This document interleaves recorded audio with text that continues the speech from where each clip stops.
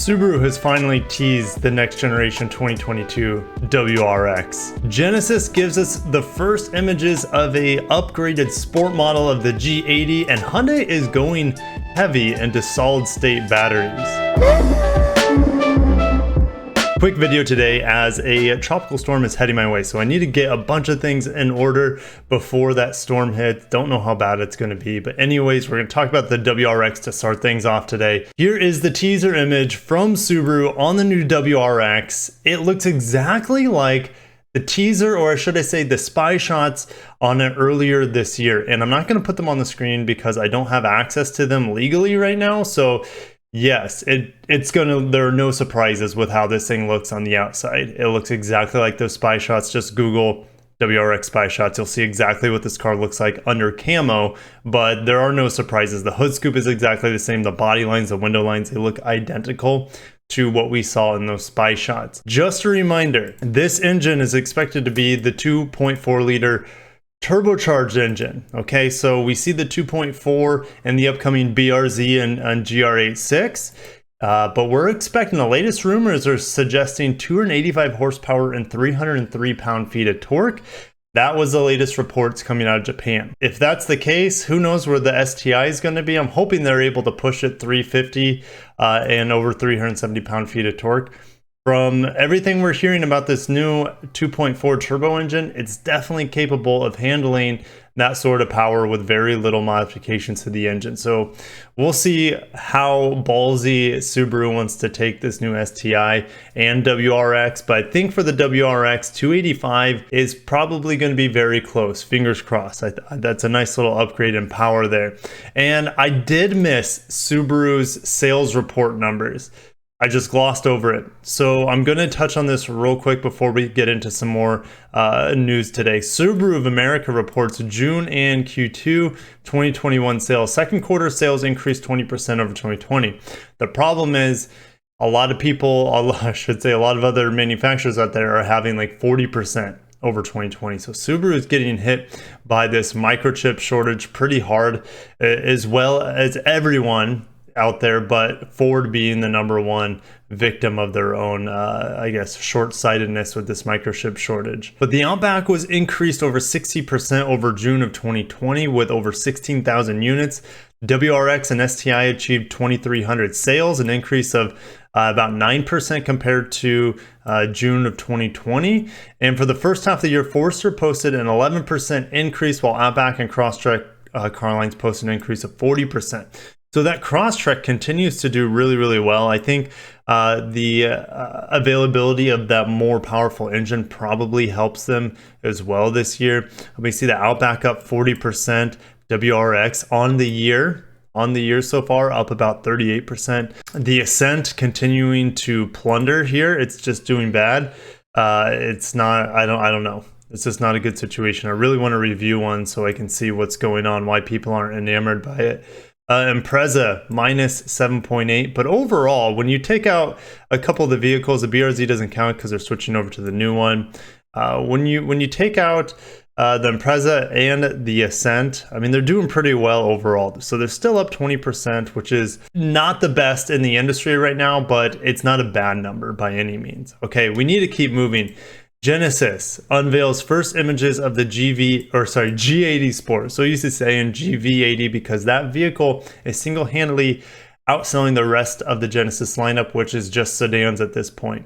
But we have new images here of this G80 Sport. So let's go ahead and flip through them. It is getting rear-wheel steering, which is pretty cool. I was not expecting that. So we get a revised front end, a little bit more sporty looking with all these. That's a lot of mesh there, a lot of chain link fence.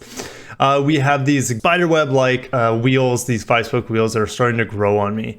So I do like that. I wish Genesis would come up with a badge or something for their sport line. I know that's probably cliche, but I just feel like it would help them. And, you know, Hyundai has the N line and stuff. So it's surprising that Genesis isn't coming up with their own sport line or badge for their vehicles. It is kind of surprising at this point. I wonder if they plan on unveiling that sometime in the future. I have seen quite a few of these new generation G80s on the streets down here. It looks very European from the side, a little Audi A7 in my opinion. But the split front headlights and the tail lights always look good on this new G80. The exhaust types look different to me with this sport model as well. And looking at the interior, it gets the sport steering wheel, of course, the signature red that they like to put in the sport models. But yeah, I just love the interiors of the Genesis models. I can't wait to be able to test them. I'm trying to pull as many strings as possible to be able to review them for you guys. And lastly, Hyundai Motor to invest $100 million in battery startup Solid Energy Systems. This is for solid state batteries. Now, SES or Solid Energy Systems shareholders include General Motors, SK, which SK is huge as a battery supplier worldwide, and they will be here in the United States as well, as they have plants in Georgia now. And Tianqi sounds Chinese to me, but that is a lithium company.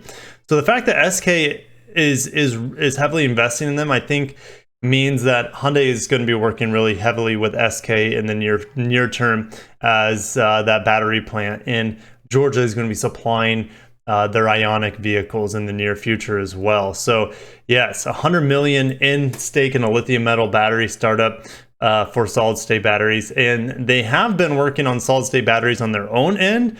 April, Hyundai said during its earnings call that the company had been developing solid state batteries and planned to mass produce electric vehicles using solid state batteries in 2030.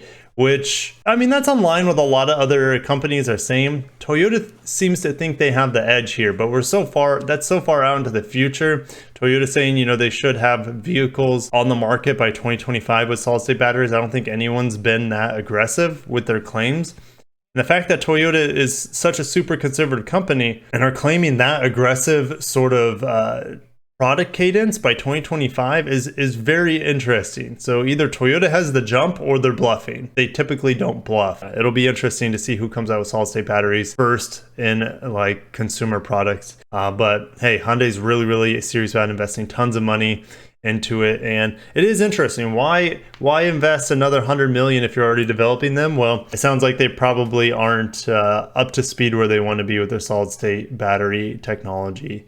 So they're investing big into, they're just hedging their bets. They don't want to put all their eggs in one basket, which makes sense. And the fact, like I said, SK is involved in investing in SES. To me, it means they're on to something here. So I'm going to end it there, guys. I got to get ready. I got to go review the Volvo XC90 Recharge before the storm Elsa hits, this tropical storm. So who knows how bad it's going to be here in Southwest Florida. So yeah, I got to get that done this morning before I can't go driving on the streets because of flooding and winds and, you know, fun stuff. But anyways, thank you so much. If you enjoyed today's video, what do you think about the new WRX?